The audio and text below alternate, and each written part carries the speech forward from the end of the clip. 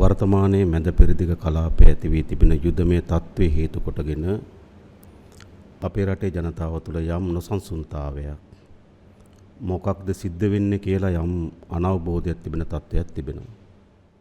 එනිසා அண்மைக்கால நிலைமைகள் குறித்து எமது நாட்டு மக்கள் மத்தியில் குழப்பம் நிலையும் தெளிவின்மையும் காணப்படுகிறது. பொருளாதார தேவைகள், பிள்ளைகளை பாடசாலைக்கு அனுப்புவது, அன்றாடம் தேவையான உணவுகளை பெற்றுக்கொள்வது தொடர்பில் அவர்கள் மத்தியில் குழப்ப நிலை காணப்படுகிறது. இவ்வாறான பிரச்சினைகளின் போது எதிர்கொண்ட மோசமான அண்மைக்கால அனுபவங்கள் காரணமாக இவ்வாறான நிச்சயமற்ற தன்மை ஏற்பட்டுள்ளது. இந்த யுத்தத்தில் அரசாங்கம் என்ற வகையில் எமது நிலைப்பாடு நடுநிலை வகிப்பதாகும். எமது செயற்பாடுகள், உடன்பாடுகள் அனைத்தும் இந்த நடுநிலை போக்கிலே தங்கியுள்ளது. இந்த நடுநிலையை பேண வேண்டியுள்ளது. இந்த நடுநிலை போக்கு சர்வதேச மட்டத்தில் ஏற்றுக்கொள்ளப்பட்டுள்ளது. எம்மீது நம்பகத்தன்மையை ஏற்படுத்தியுள்ளது. யுத்தம் எந்த திசைக்கு தள்ளப்பட்டாலும் எமது நடுநிலை போக்கை மாற்ற மாட்டோம். எந்த அதிர்வுக்கும் முகம் கொடுக்கும் பொருளாதாரத்தை உருவாக்க வேண்டும். உள்ளக அதிர்வு மற்றும் வெளி அதிர்வு என இருவகை அதிர்வுகளை நாடு எதிர்கொள்கிறது. வலுவான பொருளாதார ஸ்திரத்தன்மை காரணமாக டித்வா சூறாவளியினால் ஏற்பட்ட அதிர்வுக்கு வெற்றிகரமாக முகம் கொடுக்க எம்மால் முடிந்தது. கடந்த 2 மாதக்கால பொருளாதார தரவுகள் மூலம் அது நிரூபிக்கப்பட்டுள்ளது. இந்த தருணத்தில் வெளி அதிர்வு ஏற்பட்டுள்ளது. இந்த அதிர்வுக்கேற்றவாறு எமது பொருளாதாரத்தை கட்டியெழுப்ப வேண்டும். இந்த மோதலில் ஒவ்வொரு தரப்பும் யுத்தத்தின் தமது இலக்குகளை தெரிவு செய்துள்ளன. ஆட்சியை மாற்றுவதை சில தரப்புகள் இலக்காக கொண்டுள்ளன. சில தரப்புகள் விநியோக கட்டமைப்பை முடக்குவதை தமது இலக்காக கொண்டுள்ளன. இதுதான் யுத்தத்தின் போக்கு. ஹோர்மூஸ் நீரிணையை மூடல், எரிபொருள் களஞ்சியங்களுக்கு தாக்குதல், எரிபொருள் கப்பல்களை தாக்குதல், துறைமுகங்களை தாக்குதல் என்பன மேற்கொள்ளப்படுகிறது. வலுசக்தி சந்தையில் சர்வதேச மட்டத்தில் நெருக்கடியை ஏற்படுத்துவதே இதன் நோக்கமாகும். இது சரியா தவறா, நியாயமானதா என்பது வேறு பிரச்சினை. வலுசக்தி சந்தையில் உற்பத்தி, சேமித்து வைத்தல் மற்றும் விநியோக பொறிமுறை முடங்கியுள்ளது. இன்று உற்பத்தி, களஞ்சியம் மற்றும் விநியோக சங்கிலி முடங்கியுள்ளது. இதனால் எரிசக்தி துறையில் நெருக்கடி ஏற்பட்டுள்ளது. இது யுத்தத்தின் ஒரு மூலோகமாக உள்ளது. இந்த யுத்தத்தின் முக்கிய நோக்கம் இதனுடன் தொடர்புடையதாகவே உள்ளது. விசேடமாக எரிபொருள், எரிவாயு மற்றும் நிலக்கரி எமது இறக்குமதிகளாகும். எரிபொருள் பெற நீண்ட கால விலை மனுக்களை வழங்கியிருந்தோம். ஆனால் 2 டெண்டர்களை உரிய காலத்தில் பெற முடியாது உள்ளது. அவை தாமதித்தே எரிபொருள் விநியோகிப்பதாக அறிவித்துள்ளன. அடுத்து தனியார் விநியோகஸ்தர்களின் ஒரு கப்பல் உரிய காலத்தில் விநியோகம் மேற்கொள்ள முடியாது என அறிவிக்கப்பட்டுள்ளது.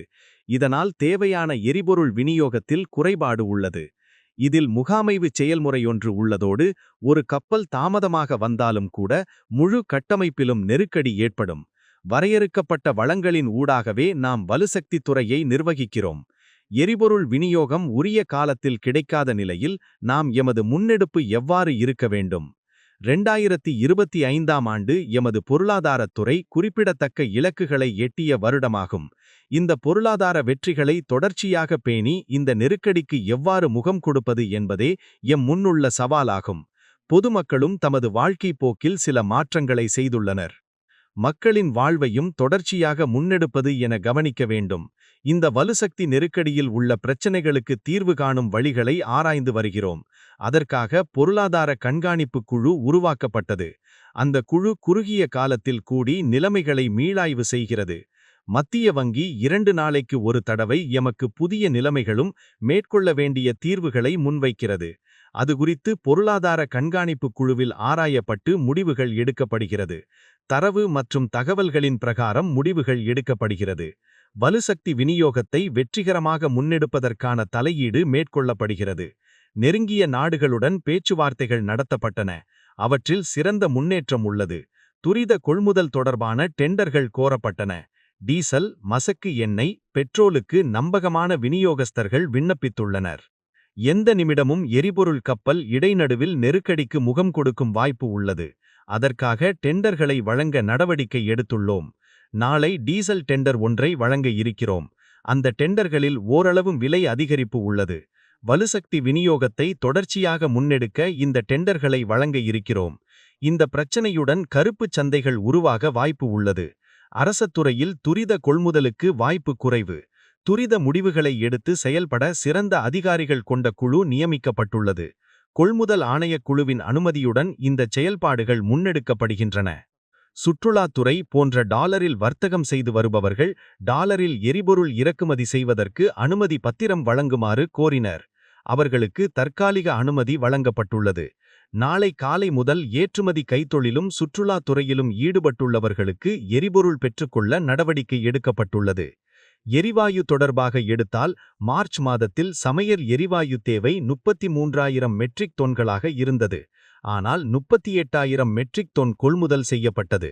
ஓரளவு விநியோகிக்கப்பட்டுள்ளன. ஓரளவு எரிவாயு எமது களஞ்சியங்களில் வைக்கப்பட்டுள்ளதோடு மற்றொரு பகுதி மாலத்தீவில் மிதக்கும் களஞ்சியத்தில் வைக்கப்பட்டுள்ளன. நாளை அல்லது நாளை மறுநாள் 33,000 மெட்ரிக் தொன் எரிவாயு கப்பல் நாட்டை வந்தடைய உள்ளது. எரிவாயு தொடர்பில் நெருக்கடி ஏற்படாது. அடுத்த கப்பல் ஏப்ரல் 21 முதல் 23 தேதிகளில் அளவில் வந்தடைய உள்ளது. அடுத்து நிலக்கரி. 23 நிலக்கரி கப்பல்களுக்கு டெண்டர் வழங்கப்பட்டுள்ளது. அதில் 13 கப்பல்கள் இலங்கையை வந்தடைந்துள்ளன. அடுத்த கப்பல்கள் வந்தடைவதில் தாமதம் உள்ளது. அதனால் துரித கொள்முதல் செய்வதற்கு விலை மனு கோரியிருந்தோம். அது தொடர்பான அறிக்கை அமைச்சரவைக்கு சமர்ப்பிக்கப்பட்டது. விநியோகஸ்தருக்கு நிலக்கரி கொள்முதல் வழங்க முடிவு செய்யப்பட்டது. 5 கப்பல்களில் நிலக்கரி எடுத்து வரப்பட உள்ளது.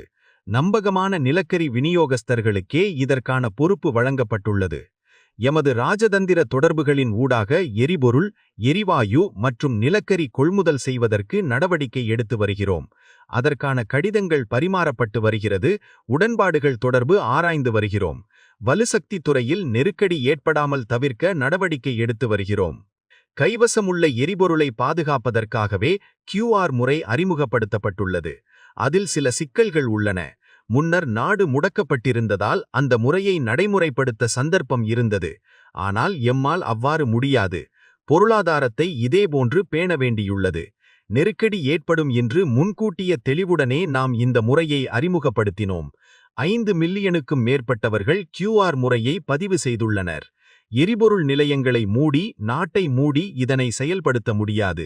இதனை தொடர்ந்து முன்னெடுக்க எதிர்பார்க்கவில்லை. இந்த விநியோகங்கள் வெற்றியளித்தால் அது தொடர்பு கவனம் செலுத்தப்படும். சில துறைகளுக்கு இந்த முறையில் நெருக்கடி ஏற்படலாம். சுகாதாரத்துறை தொடர்பில் சுகாதார அமைச்சின் செயலால் ஒரு அறிக்கை சமர்ப்பிக்கப்பட்டுள்ளது. பாதுகாப்பு எரிபொருள் இருப்பொன்றை பேண முடிவு செய்துள்ளோம். விவசாயத்துறை, மீன்பிடித்துறை, கைத்தொழில் துறை, சிறு கைத்தொழில்களுடன் தொடர்புள்ளவர்கள் குறித்து கவனிக்கப்பட்டது. அமைச்சர்களை அழைத்து பேசினோம். கைத்தொழில் துறையினருக்கு தொடர்ச்சியாக எரிபொருள் வழங்க கைத்தொழில் அமைச்சு திட்டம் ஒன்றை தயாரித்துள்ளது. சிறுபோகத்திற்கு எரிபொருள் அவசியம். அவர்களுக்கு கூடுதல் எரிபொருள் வழங்கப்படும். மீனவர்களுக்கு தேவைகளுக்கேற்ப எரிபொருள் வழங்கப்படும். 30,000 சிறு படகுகள் உள்ளன. அவற்றுக்கும் எரிபொருள் வழங்க இருக்கிறோம்.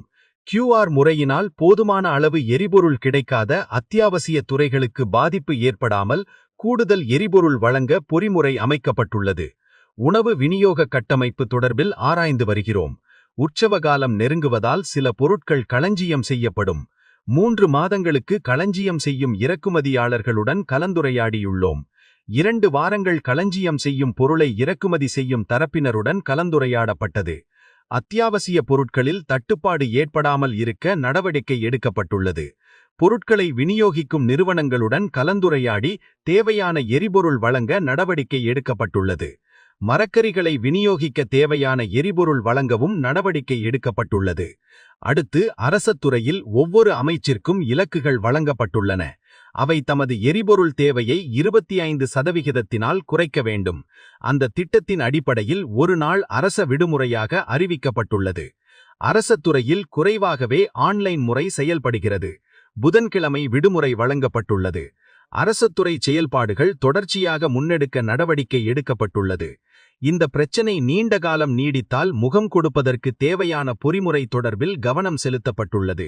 இதனால் பாதிக்கப்படும் துறைகள் குறித்து ஆராய்ந்து அவர்களுக்கு நிவாரணம் வழங்க வேண்டுமா அல்லது வட்டியில்லா கடன் வழங்க வேண்டுமா என குழு நியமிக்கப்பட்டுள்ளது.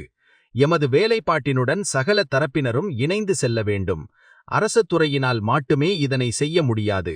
யாரும் அஞ்சவோ குழப்பமடையவோ தேவையில்லை. இந்த சவாலை வெற்றி கொள்ளலாம்.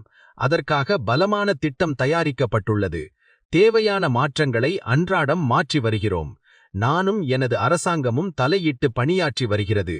இதற்கான ஒத்துழைப்பை மக்கள் வழங்குவார்கள் என நம்புகிறோம்.